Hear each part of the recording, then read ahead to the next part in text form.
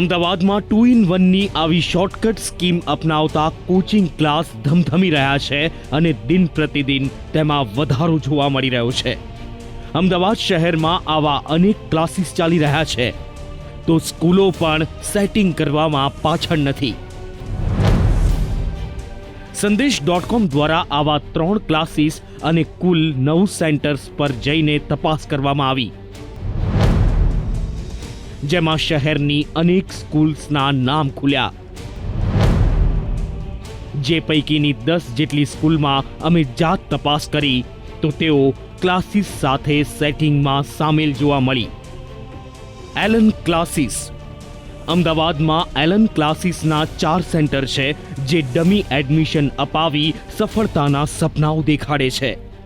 એલનનું એક centre Sindhu Bhavan road સ્થિત છે, તો બીજું મણિનગર, ત્રીજું સેન્ટર માનસી સર્કલ વસ્ત્રાપુર અને ચોથું સેન્ટર ચાંદખેડામાં આવેલું છે। Resonance classes. રેઝોનન્સ ક્લાસીસમાં પણ આ જ પ્રકારે શિક્ષણનું વેપારીકરણ ચાલી રહ્યું છે। તેનું એક સેન્ટર ડ્રાઇવિંગ રોડ વસ્ત્રાપુર, બીજું સેન્ટર મણિનગર, ત્રીજું સેન્ટર શાહીબાગ, જ્યારે ચોથું સેન્ટર ગાંધીનગરમાં આવેલું છે। આકાશ ક્લાસીસ।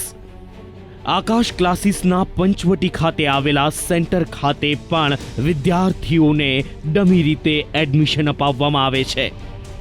હવે વાત કાળી કમાણીમાં જોતરાઈ શિક્ષણ વિભાગના નિયમોની એસી તેસી કરનાર શાળાઓની કરીએ તો ગાંધીનગરની અમદાવાદ પબ્લિક સ્કૂલ, વસ્ત્રાપુરમાં આવેલી ન્યૂ કામેશ્વરી સ્કૂલ, સોલા ખાતે આવેલી યુટોપિયા સ્કૂલ, બોપલમાં આવેલી તુલિપ ઇન્ટરનેશનલ સ્કૂલ, નારણપુરા ખાતે આવેલી વિશ્વ નિકેતન, સોલા ખાતે આવેલી સોલારિસ, નારણપુરામાં આવેલી ટર્ફ સ્કૂલ, ઈસનપુરમાં આવેલી વેદાંત સ્કૂલ, ઈસનપુરની જ મુક્ત જીવન સ્કૂલ તથા ગાંધીનગરમાં આવેલી એસએસવી સ્કૂલનો સમાવેશ થાય છે।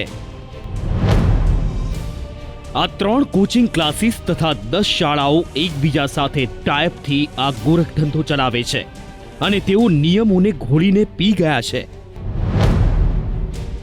કારણ કે તેઓએ ગાંધીનગર શિક્ષણ મંત્રી સુધી કર્યું છે સેટિંગ, એટલે કે હપ્તાની રકમ છેક ગાંધીનગર સુધી પહોંચે છે।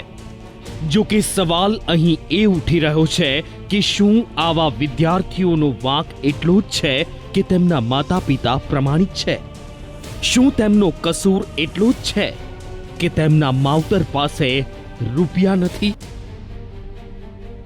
બ્યુરો રિપોર્ટ, સંદેશ ન્યૂઝ।